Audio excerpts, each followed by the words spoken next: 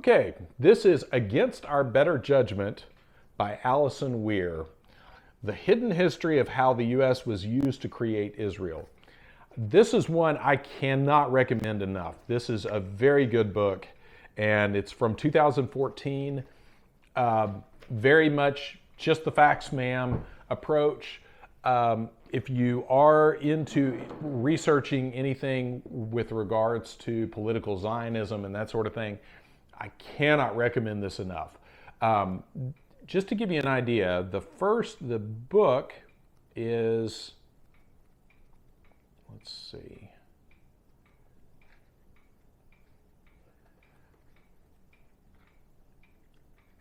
Okay, I apologize for my, okay, this is basically the book right here, okay? This part. This is the end notes. What she's putting forth here is so incendiary that, and again, to a lot of you watching this, a lot of this won't be that shocking, but to see it supported so well and so well researched, that's the shocking part. To have this backed up with just impeccable investigation work and supporting evidence is the amazing part. And what she does is goes back to the Balfour Declaration and looks into all the big movers and shakers involved in establishing the modern political state of Israel and the who's who behind that. And some of this stuff in here will blow your mind, like some of the terrorist acts of the Stern Gang and the Irgun and things like that. One of the ones I had never heard about was where they tried to bribe a U.S. pilot right after World War II to fly a surplus bomber over London and literally drop a bomb on London as a way to try to force some of the issues with Mandate Palestine.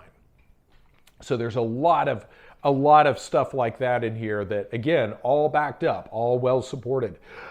And a lot of information about Jewish secret societies and things like that were used to help position politicians and encourage people to vote specific ways.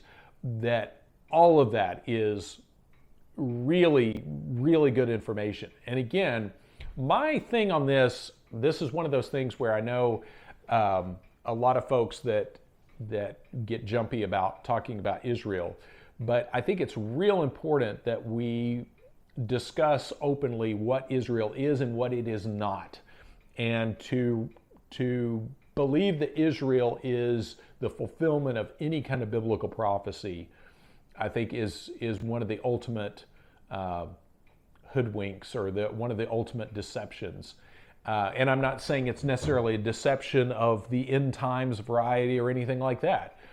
It's just, we have had a political entity, a literal nation state foisted upon the world stage under the guise of being a religious entity, that it is literally the fulfillment of prophecy when in fact it is anything but. And again, Allison Weir does a fantastic job of showing exactly how it came into being and how a lot of these guys had second thoughts when they realized what they had taken part in. And that's not to say I have a big problem with political Zionism. I don't have problems with people who identify as Jewish or whatever. It's like, fine, if you want to do that, go for it, do whatever. I don't have any problem with people living in modern day Israel and being being Israelis or whatever. My problem is, again, when you start to say that your nation state is the literal fulfillment of prophecy and cannot be questioned and cannot be criticized on the same level that any other nation state can be because you hold this special place, right there you have a recipe for major corruption. And so anyway, but back to Allison Weir. One of the things that many of you will find interesting is there's a lot of key players in history who spoke out were very vocal critics of establishing a modern Jewish state. and not for any kind of anti-Semitic reasons or any kind of, it was purely about the ethnic population that was occupying that land. And this is not right that you force out all this ethnic population to make room for people who are about to be transplanted from Poland and Germany and even New York and places like that. So really excellent excellent book. And I've dog-eared a ton of things in here, and I wish this is one I'll probably come back to at some point, because there is so much information in this. But the key thing is some of these big players, some of these celebrities who spoke out on behalf of Palestinian rights way back before any of you would have ever thought that'd be an issue, like all the way back in the 40s and 50s.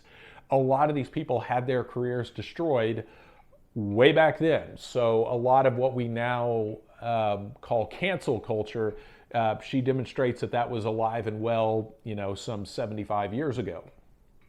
So excellent work on this. As of this recording, this is still fairly easy to find. And you can also find this on Audible, and it's a quick read. It's, like I said, overall, this is a fast read, and it is impeccably cited. So get it before it's banned. I'm really surprised. I don't know if it's because Allison Weir is something of a mainstream author, but this is really good. And if you can't run out and buy the book, then I would definitely recommend listen to some of her interviews online, and you'll get a good flavor of her outlook. But again, I don't want to sound like I'm beating up on modern day Israel as much as addressing a spiritual fraud. That's what I think we really need to be focused on of what's happening here. Because it's fine. If you want to set up a country somewhere and you want to call it something, whatever, that's your business. But as soon as you start saying that God has ordained this to a point where it exists outside of any kind of criticism, now we have a problem. And you say that modern day other churches and other people have to now take a knee towards your country on specific issues. Now you really have a problem. There's a lot going on there. So anyway, I'll stop there. I apologize. I'm still getting over a bad cough. Still have some of that cough lingering, but overall, I think I'm better. So I'm gonna get back to my book review. So again, thanks for watching. Hopefully, I'm not rambling too much, and hopefully my reviews are making sense. But thanks again for watching.